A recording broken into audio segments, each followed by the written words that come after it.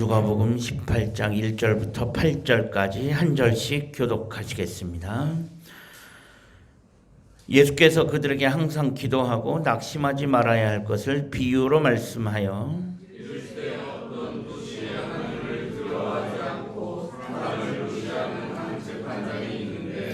그 도시에 한 과부가 있어 자주 그에게 가서 내 원수에 대한 나의 원한을 풀어 주소서 하되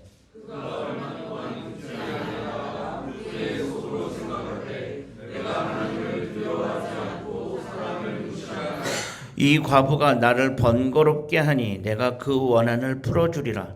그렇지 않으면 늘 와서 나를 괴롭게 하리라 하였느니라.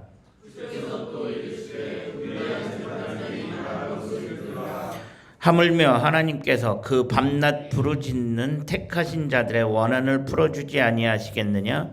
그들에게 오래 참으시겠느냐?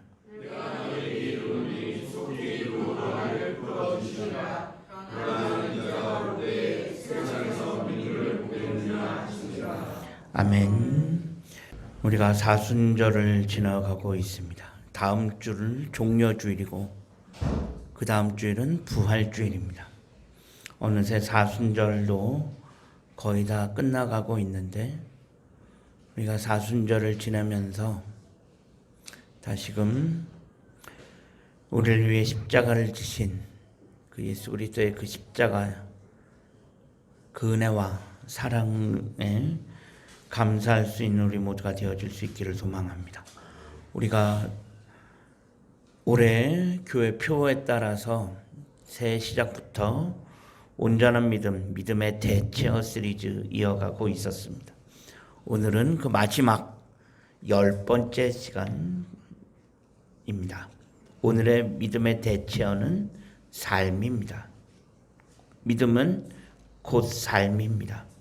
지금까지 우리가 믿음을 9가지로 정리해 보았습니다. 이를 정리하면서 가장 마지막에 믿음을 한마디로 귀결 짓는다면 믿음은 곧 삶이어야 한다는 것입니다. 믿음은 점이 아니라 선입니다. 믿음은 점 한 번 콕 찍고 끝나는 것이 아니라 선이어야 됩니다. 단발적인 행사가 아니라 지속적인 삶으로 이어져야 한다는 것입니다.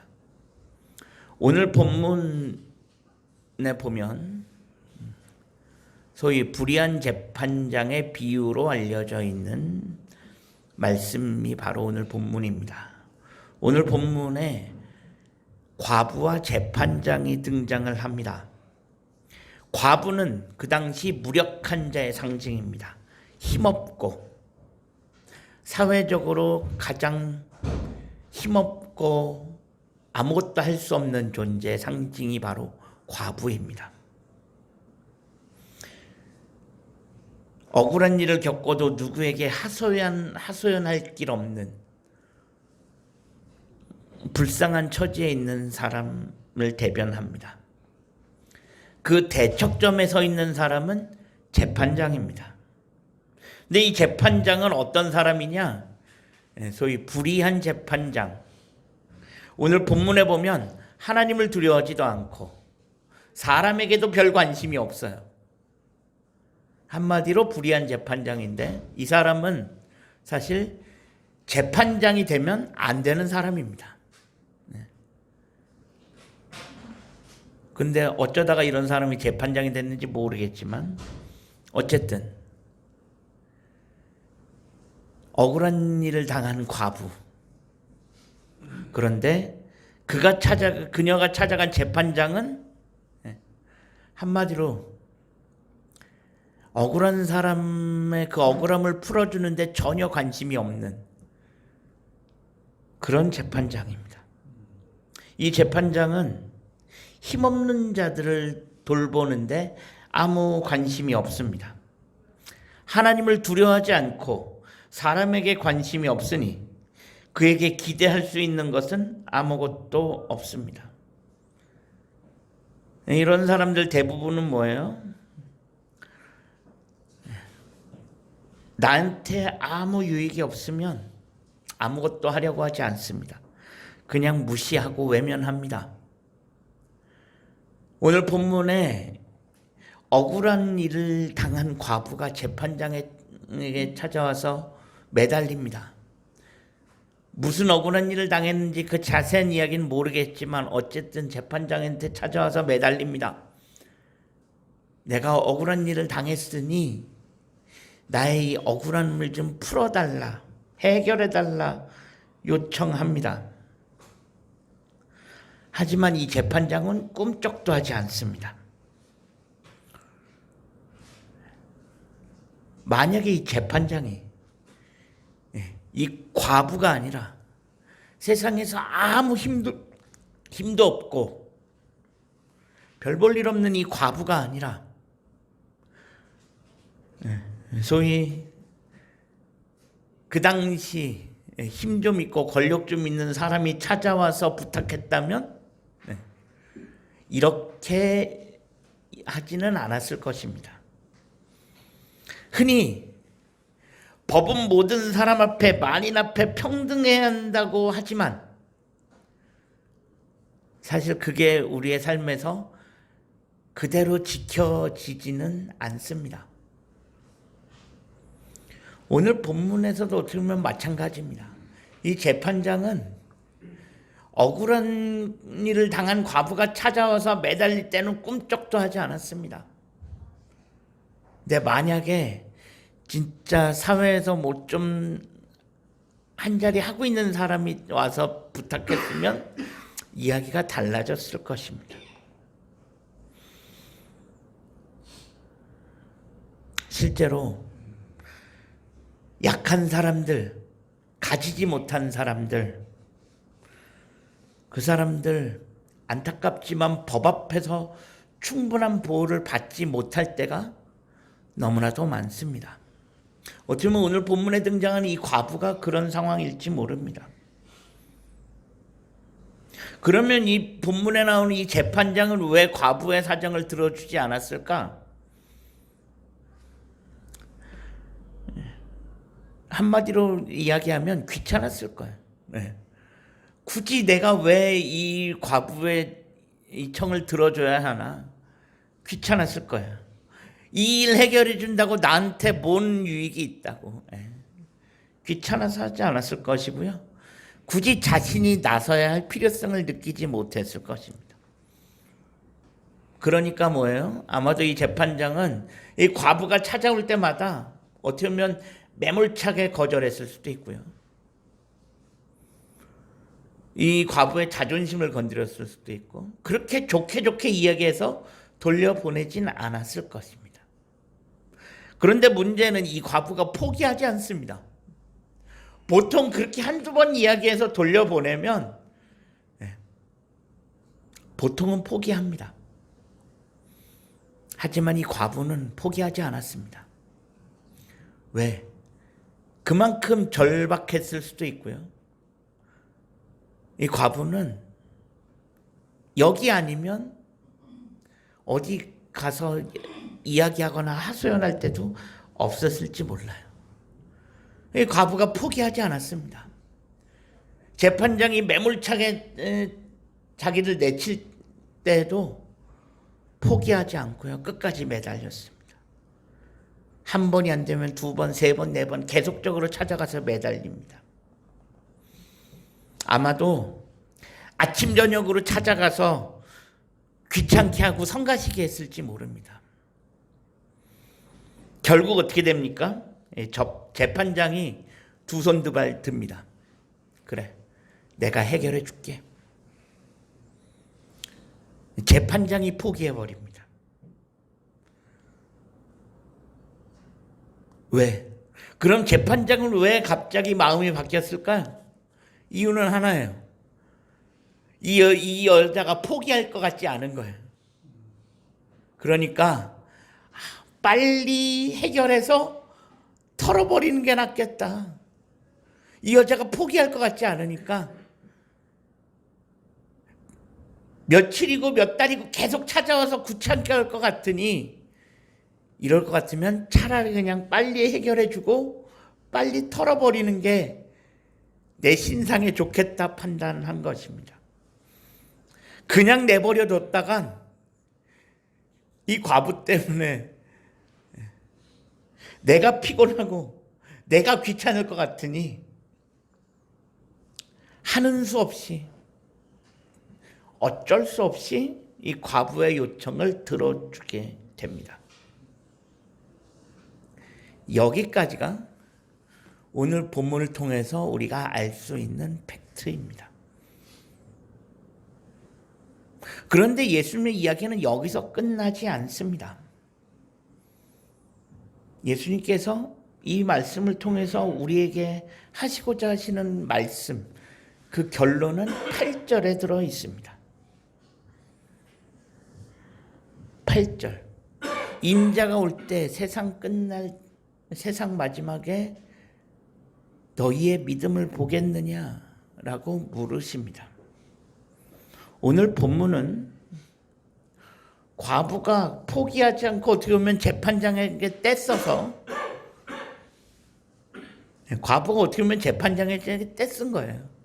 그래서 자기가 원하는 것을 달성을 하게 되죠. 이 말씀은 우리가 끝까지 하나님한테 떼쓰면 하나님도 못 이긴다. 그런 말씀이 절대로 아닙니다. 물론 우리 하나님은 우리가 필요해서 가끔 우리가 떼쓰면 하나님 들어주세요. 안 들어주신 분이 아닙니다. 근데 그렇다고 오늘 말씀이 그냥 하나님을 때만 쓰면 된다라는 말씀은 절대로 아닙니다. 우리나라 옛말에 이런 말이 있죠. 목마른 사람이 우물을 판다. 어떻게 보면 오늘 본문의 이야기와 비슷할 수 있습니다. 목마른 사람이 우물을 파게 마련입니다. 뭔가 아쉬움이 있고 뭔가 일이 있는 사람이 알아서 나서서 뭔가를 하게 되어 있습니다. 왜? 자기가 아쉬우니까 하게 돼 있는 거예요. 사실 종교와도 상관이 없습니다. 뭔가 아쉬우면 그리고 나한테 뭔가 해결해야 될 일이 있으면 어떻게든 그것을 해결하기 위해서 그 사람은 뭔가를 합니다. 만약에 그 사람이 불교 신자다 그러면 절에 찾아가서 뭔가를 할 거예요. 108배도 하든지 뭘 하든지 할 겁니다. 그 사람이 교회 다니는 사람이면 와서 하나님한테 때를 쓰든지 기도를 하든지 뭘 하든지 뭔가를 할 겁니다. 만약에 그 사람이 무속에 빠져 있는 사람이라면 큰 돈을 들여서 구슬을 하든지 뭘 하든지 할 겁니다. 아쉬운 사람이 뭔가를 하듯이 목마른 사람이 우물을 파듯이 할 거라는 거예요. 오늘 본문의 과부도 자신의 억울함을 풀기 위해서 아쉬운 사람은 과부지 재판장이 아니잖아요. 그러니까 이 과부는 재판장을 끈질기게 찾아갑니다. 결국 재판장은 과부에게 두 손 두 발 다 들었습니다. 어차피 아쉬운 사람은 과부였습니다. 재판장은 아쉬울 것이 없죠. 결국 목마른 사람이 우물 판다고 과부는 끈질기게 매달렸고 어떻게 보면 자신의 소기의 목적을 달성합니다. 어떻게 보면 우리도 하나님 믿는 우리도 나한테 무슨 일이 있으면 어떻게든 하나님께 매달릴 것입니다. 물론 하나님께 매달리는 것 자체가 잘못된 것은 아닙니다. 때로는 하나님께 매달릴 수도 있어야 합니다. 하지만 정말로 오늘 본문을 통해서 하나님께서 우리에게 하시고자 하시는 말씀은 뭐냐? 나한테 아쉬운 일이 있고 나한테 뭔가 해결될 일이 있어서 매달리는 것은 믿음이 없는 사람들도 한다는 거예요. 이건 누구나 다 하는 거예요. 본문에서 억울한 일을 당한 과부가 재판장한테 매달리는 것처럼 아쉬운 일이 있는 사람이 뭔가를 하는 것, 목마른 사람이 우물 파는 건 당연한 일이라는 거예요. 그게 믿음은 아니라는 거예요. 아쉬운 사람이 절에 가서 108배를 하듯이 아쉬운 사람이 무당을 찾아가서 굿을 하는 것처럼 이거랑 똑같이 비슷하게 가는 건 그것 자체가 온전한 믿음이라고 할 수는 없다는 것입니다. 오늘 본문 8절에 이 세상에서 인자가 올 때 이 세상에서 믿음을 보겠느냐? 라는 말씀은 내가 아쉽고 내가 억울한 일을 당해서 하나님 앞에 매달리는 것, 그것은 믿음이 있든 없든 상관없이 누구나 다 하는 거다. 그걸 가지고 온전한 믿음이라고 이야기할 수는 없다는 거예요. 결국 주님께서 하시는 것, 말씀하시고자 하는 건 뭐냐? 너희 믿음이 너의 상황과 관계없이 내가 원하지 않는 상황 속에서도 너의 계획이 다 틀어진 그 상황 속에서도 너의 시선을 하나님께 고정하고 하나님께 순종할 수 있겠느냐는 거예요.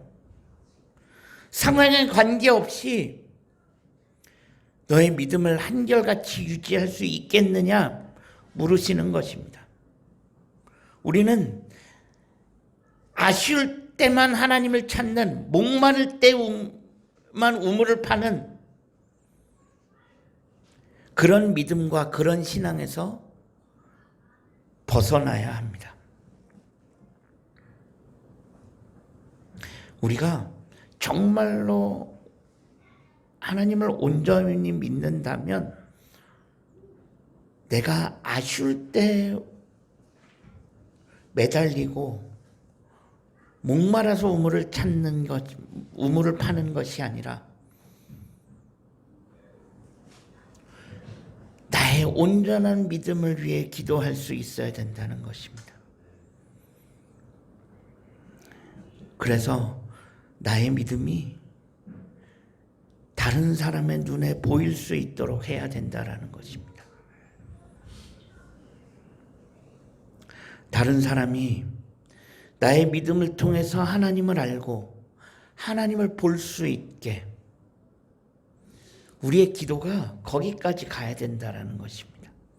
그것이 온전한 기도고 그것이 온전한 믿음이고, 진짜 믿음은 삶으로 뒷받침되어지고 삶으로 보여져야 된다는 것입니다. 우리가 설교를 듣고 우리가 어떤 말씀을 들으면서 야, 오늘 말씀 정말 좋았다, 은혜 받았다라는 말을 많이 합니다. 물론 그거 자체가 잘못되어진 것은 아닙니다. 하지만 딱 거기서 끝나버리면 의미가 없습니다.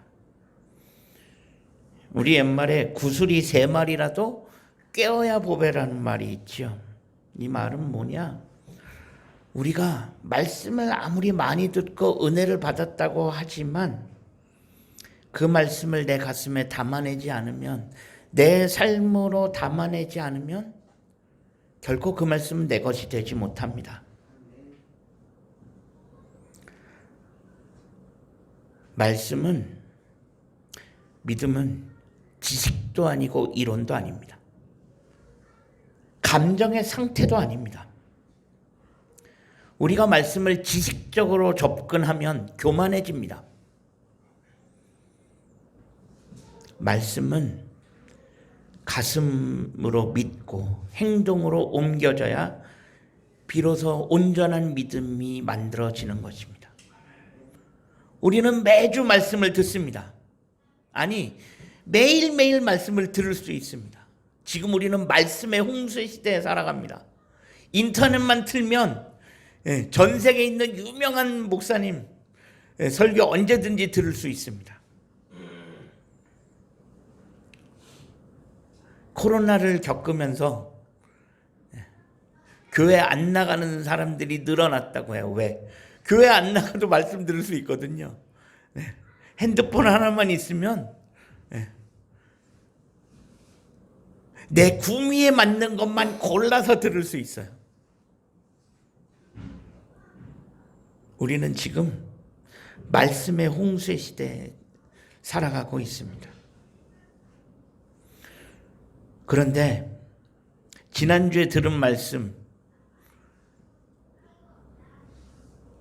하루 이틀 지나가면 기억나지 않습니다. 잘. 주일날 교회 와서 앉았는데 지난 주일에 말씀이 뭐였더라 생각해보면 기억이 잘 나지 않습니다. 왜? 그 말씀을 내 것으로 만들지 못했기 때문입니다. 은혜 받았다라는 것은 말씀을 듣고 내 감정이 뜨거워졌다. 거기서 끝나면 아무 의미가 없습니다. 은혜 받았다는 것은 은혜 받은 대로 사는 것입니다. 하나님께서 주시는 진짜 은혜는 우리의 삶을 변화시킵니다. 우리가 예수님을 오래 믿어도 교회를 오래 다녀도 내 삶에 변화가 없다. 그것은 그냥 말씀이 내 감정적으로 왔다가 그냥 지나간 거예요. 말씀이 감정적인 느낌으로만 왔다 갔기 때문입니다. 그래서 잘 믿는다는 것은, 온전하게 하나님을 믿는다는 것은 내 삶의 그 믿음이 열매로 나타나야 합니다. 오늘날의 교회와 그리스도의 맹점이 바로 여기에 있습니다. 말씀이 삶으로 이어지지 않는다는 것입니다. 이론적으로는 믿음이 좋아요. 이론적으로는 신앙으로 살아가지만 삶에는 아무런 능력이 없습니다. 온전한 믿음은 말씀을 삶으로 담아내는 것입니다. 우리가 성경 많이 알아서 어디다 쓰겠습니까? 우리가 성경적인 지식 늘려서 어디다 쓰겠어요? 그거 필요 없습니다. 성경 많이 알아서 사실 우리가 살아가는데 큰 상관없습니다.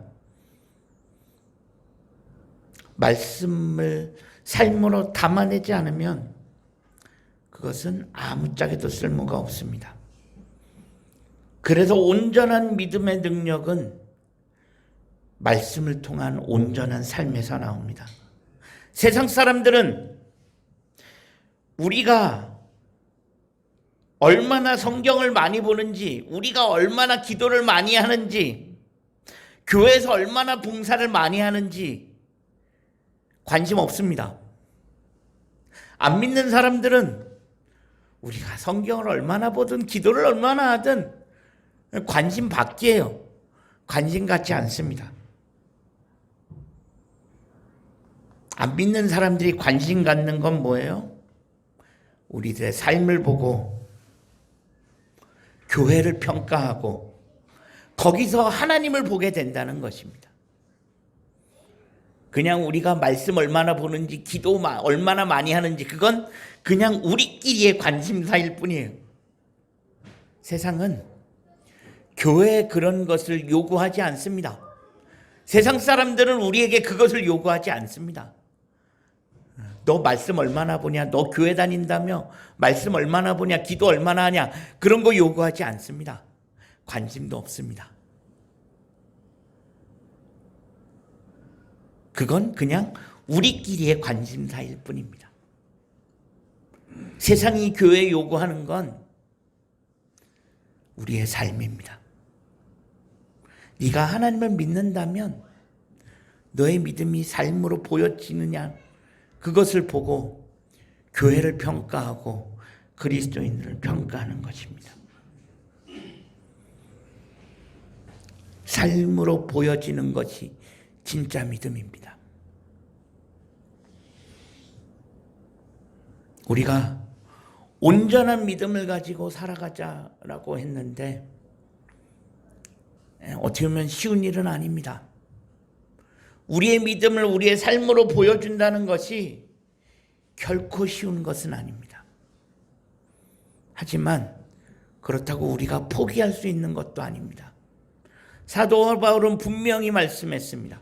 고린도전서에서 사도 바울은 하나님의 나라는 말에 있지 아니하고 능력에 있다라고 이야기했습니다. 우리의 믿음은 말에 있지 않습니다. 우리의 믿음은 말에 있지 않고 삶에 있습니다. 우리가 믿음을 말로 끝내려고 한다면 우리가 할 수 있는 것은 아무것도 없습니다.